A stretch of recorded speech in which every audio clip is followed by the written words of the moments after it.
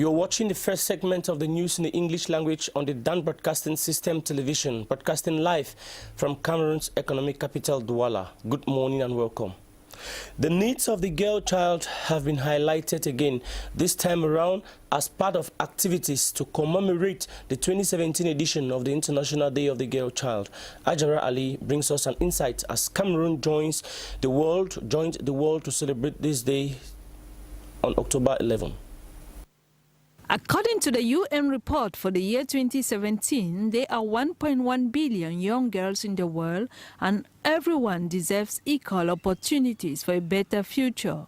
This year, October 11 celebration focused on the theme Empowering Young Girls.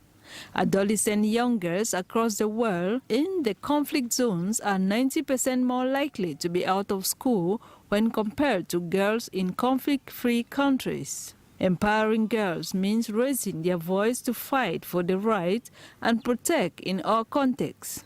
They are working to end violence against women and girls, to recognize their indigenous rights and to build peaceful and cohesive communities.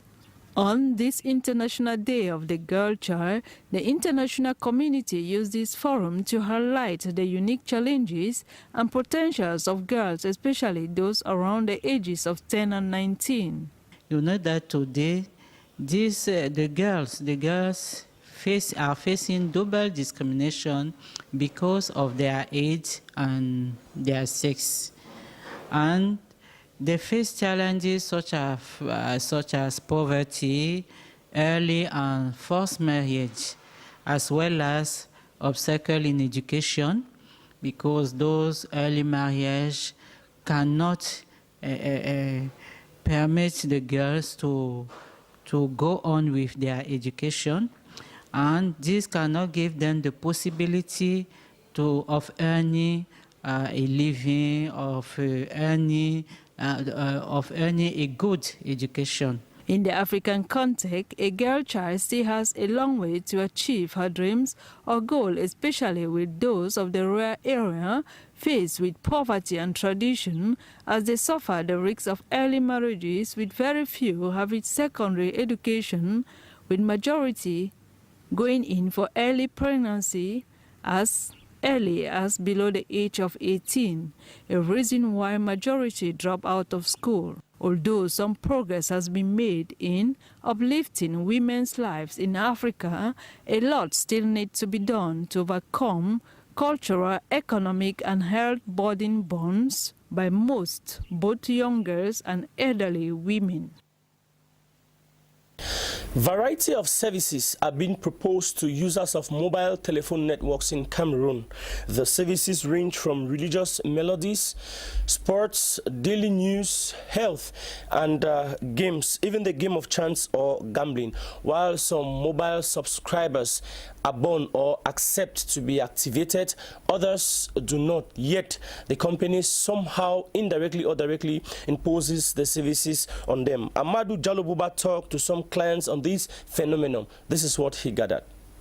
Mobile phone companies' owners are of late bombarded with series of messages on their handsets proposing to them a great deal of offers on varying topics. Some have to do with religion, others on health, therapies, and lots more. Most of the services are said to be for free for the start and become payable with time. Many clients have different opinions on these offers, while some see it as a welcome gesture, especially those on health. Others see it as a main nuisance. For some people, the number of messages and their content and cost ought to be regulated by the agencies concerned. Whatever view you hold on this subject, your opinion counts. The challenge now lies in the hands of the Consumers Protection Agency to protect the clients from consuming all that product vendors think is good for consumption. Cameroon's economy of recent has been unable to have an impact in the life of citizens. According to an economist, Dr. Edimo Magori, he highlights some of the reasons for this handicap in economy in the following excerpt that was selected for us by Mangi Venasius. We are producing cafe, cocoa, and many other things, but we are not transforming them. As long as we are not transforming our local products, we cannot be special on the market. Our elites consume Europe and American. They don't consume Cameroon. They used to wash their clothes there. They used to go and watch football match there. They are not making use of our products here most of the time. It's unfortunately, but that is the fact. We cannot enhance our growth since we are consuming foreign products. We are just reinforcing growth in foreign countries. We used to consume rice that we are not producing, or spaghettis and many other commodities. So we are working for other countries, not for Cameroon. The population of Bafoussam in the west region of Cameroon has been without pipe-borne water for quite a long time now. Philip Sote in the next report says the water scarcity has been caused by a landslide that destroyed the main pipe. This is what he wrote, judging from the images captured by Alexi Yangwa.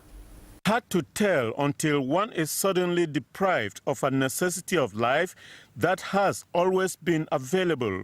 More so, a necessity that is indispensable for human existence. Water, for instance. Bafoussam is one of the towns in which constant water supply has hardly been a cause for concern. But of recent, the town has been without taps flowing, and it is becoming a preoccupation.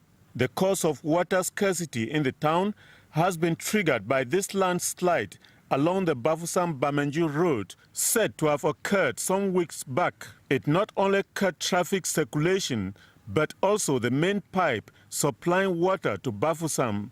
At the onset, the population was contented with makeshift water sources like this community water project. But as the days passed by, it became a major concern. Showers remained dry, flush toilets became a real nuisance, and the population is now crying foul. Resorting to doubtful water sources could create health risk and other inconveniences. Reason why there is a cry by the population that water be restored soonest so as to avoid unpleasant consequences. We now take you out of Cameroon to say general elections in Liberia have taken place. That is for the presidency and House of Representatives.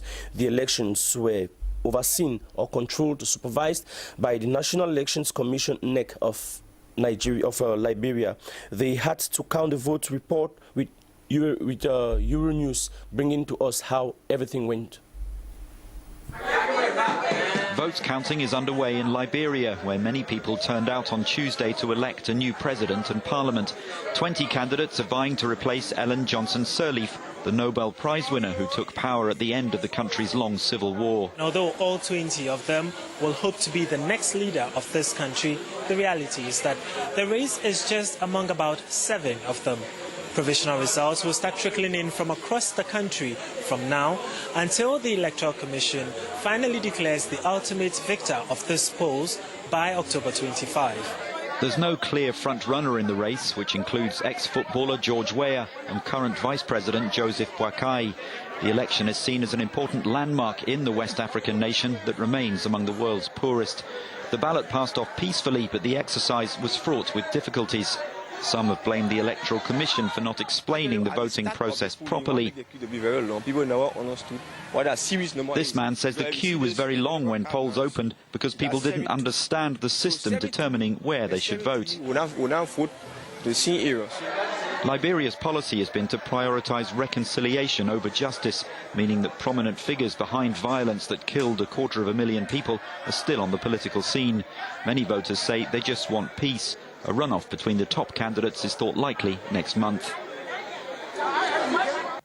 Those were images of the day and night on Tuesday, counting as elections for The presidential elections and House of Parliament for Liberia. Now, despite some lapses observed at the level of voters' identity card, the election was termed democratic, and Helen Johnson Sirleaf was lauded for restoring order and sustaining peace in the country in her 12 years in office. However, it is not clear yet how many out of the 2.1 million registered voters who participated in the elections, but results are expected from the 5,390 polling units in the 2,080 counties across the 15 counties that make up the country, so as to determine who amongst the 10 presidential candidates would rule Liberia for the next 6 years. That notwithstanding, news reaching us this morning says one of Liberia's leading political parties called for a halt in announcing the results of the election, citing irregularities in the vote. The Liberty Party chair, Charles Brumskin, says he would consider taking legal action if the National Elections Commission does not act on its demands.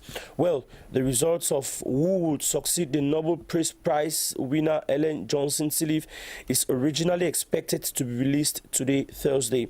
That notwithstanding, we will be bringing you a complete news or in-depth of elections in Liberia. That was the package we put together for you for this edition of the news. Thanks for watching. Take the next rendezvous tomorrow, same time, God's willing. But until then, you have a splendid Thursday.